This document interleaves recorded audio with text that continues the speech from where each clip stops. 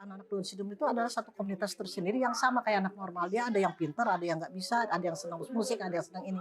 Jadi sebenarnya nggak berbeda dengan komunitas yang anak-anak reguler.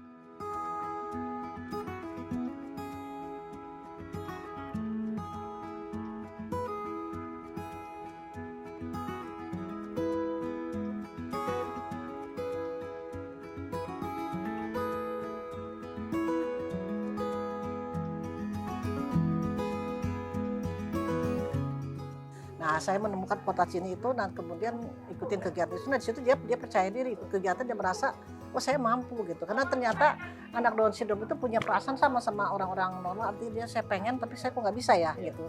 Jadi kayak ada korslet gitu ya di antara kemampuan dan kemauan gitu ya.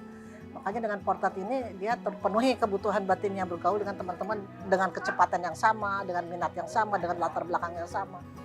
Portat itu bisa memberikan kepercayaan diri bagi anaknya.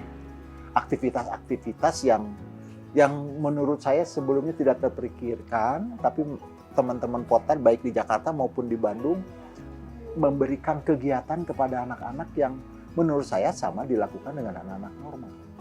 Jadi sangat bagus aktivitas Portat di Bandung maupun di Jakarta. Mungkin kalau di Jakarta lebih besar ya, jadi memang lebih banyak. Tapi saya di Bandung juga, menurut saya udah baiklah. Baik.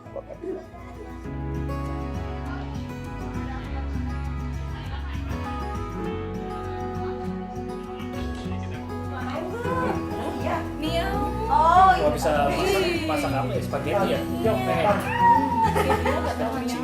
Tapi untuk kegiatan-kegiatan yang sifatnya terampil, saya kira tidak ada bedanya. Ya buktinya anak-anak Down syndrome ada yang pintar main piano, ada yang bisa main drum. Belum tentu kita anak normal bisa main drum kan? Nah itu sebetulnya memang ada keterbatasan, tanda kutip ya keterbatasan, artinya orang tua sebaiknya menurut saya tidak terlena dengan stigma.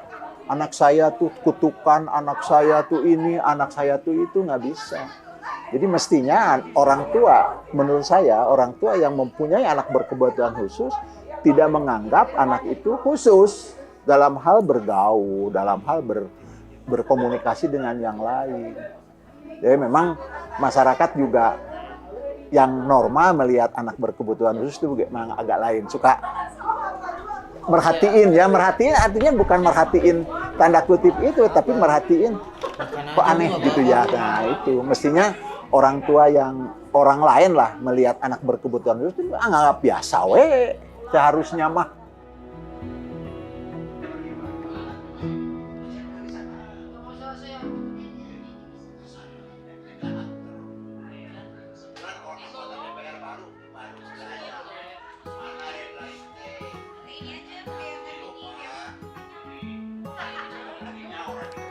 Anak itu biarkan dia berkembang di masyarakat semampunya dia. Cuman yaitu kendalanya masyarakat itu tidak siap menerima. Jadi kendalanya di situ.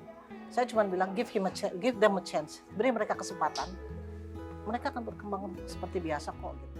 Jadi dengan anak-anak berkebutuhan itu ya kita harus lebih sabar menghadapi, dan untuk masyarakat lebih toleran lah gitu. Lebih kalau ada anak seperti itu jangan dianggap. Jadi coba dia seperti biasa kok, seperti manusia biasa lain, punya perasaan, punya seperti anak sekarang remaja itu kan dia sama yang cakep aja dia, saya maunya sama itu, sama kakak ini ya itu. Dia tuh perasaannya sama, cuman memang ada di kromosomnya yang membuat dia lamban. Jadi ada kelainan di kromosom yang membuat dia berbeda. Gitu.